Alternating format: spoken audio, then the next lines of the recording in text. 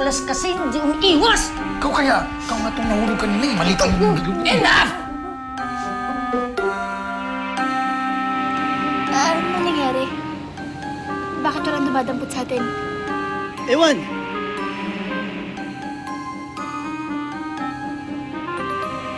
Buksan mo kaya yung mga mata mo.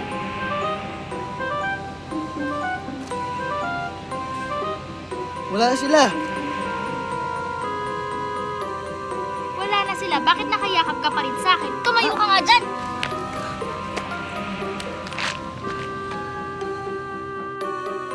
Tawa na ako sa dalawang yan.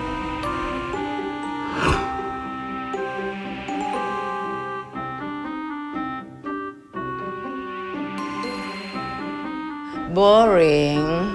Burado ng memory niyan. Huwag kayong dalawa. Magtrabaho na kayo. Gawain niyo na ng kopya ang mga batang yun. Okay? Sige na. Ako na lang, madam, kasi itong si Kulas, lagi naman palpak eh. Hindi pwede. Pwede naman kasi ang kasama mo parang taga-bitbit ang salamin. Ano ka?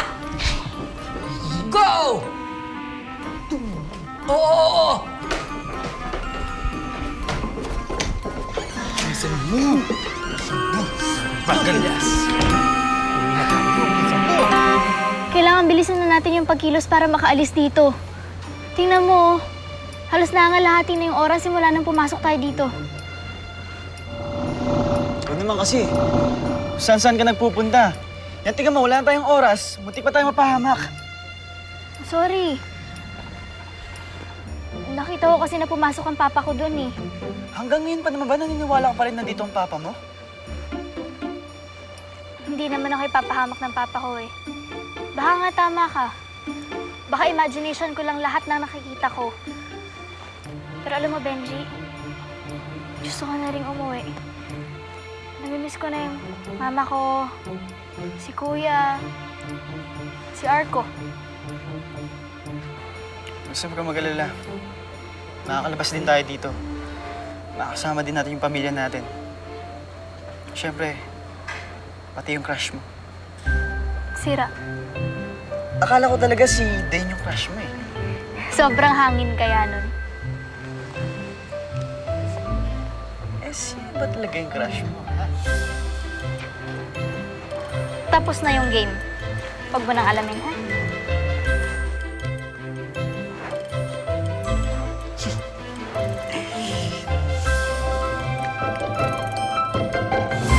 Jessie!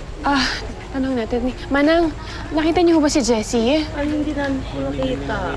Eh, sige, salamat. Jessie! Anak! Nasaan ka na?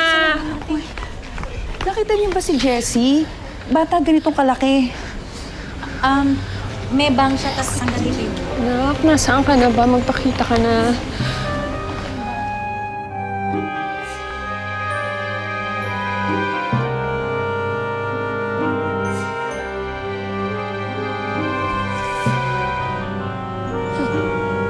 Takot sila dito sa lumang bahay. Kaya hindi nila ako hahanapin dito. Huli ka! Huli ka dito! Bitawan mo nga ako! Sabi ko na nga ba eh! Tama yung nararamdaman ko! Hindi ka tunay na tao! Bitawan mo ako! Hindi! Ano kayo papasok? Ang baho mo! Tiling! Gina! Parang narinig ko yung boses si Jessie.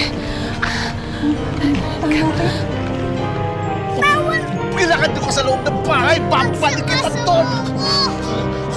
Halika! Hindi ka tunay na tao!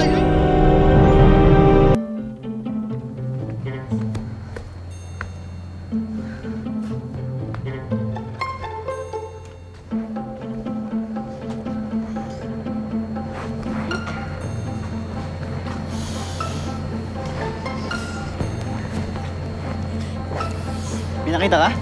Wala eh. Ikaw ba? Negative din eh. Kahit anino ng susi, wala akong makita. Pero doon pa tayo maghanap sa ibang rides. Sila, ayan sila. Kanan. Ay, sobra. Kaliwa konti. Kaliwa. Ayan.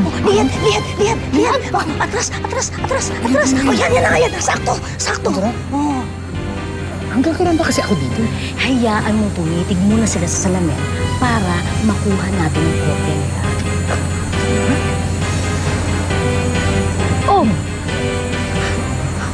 Bakit may salamin dito sa gitna ng daan? Baka para sa'yo. Para ma-check mong maganda ka pa rin. Sira ka talaga, no? Pero sandali lang.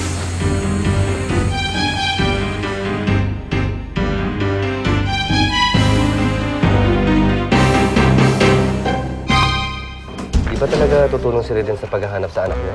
Yung pamilya niya. Alam mo namang noong pa man ayaw nila sa akin, di ba? E di siguro lalo na ngayon na iniwan ako ni Reden. Gusto mo ba talagang kumuha ng annulment? Oo. Tutulungan kita kung hahatian mo kami ni Dondon sa lahat ng mamanahin mo kay Tito Duarte. Nakikita mo yung usok na yan? Ibig sabihin may tao sa loob. Tara, pasukin natin. Baka matulungan niya tayo. Dulce, Agoncilia? I'm glad to see you! Wow, pagkain! Benji, sandali! Baka mamaya may biglang lumitaw ng monster pagkakain mo niyan. Pakainin mo yung kaibigan mo. At saka ikaw, kumain ka rin. May isang biktima na naman na mawawala ng memory sa bahay na ito.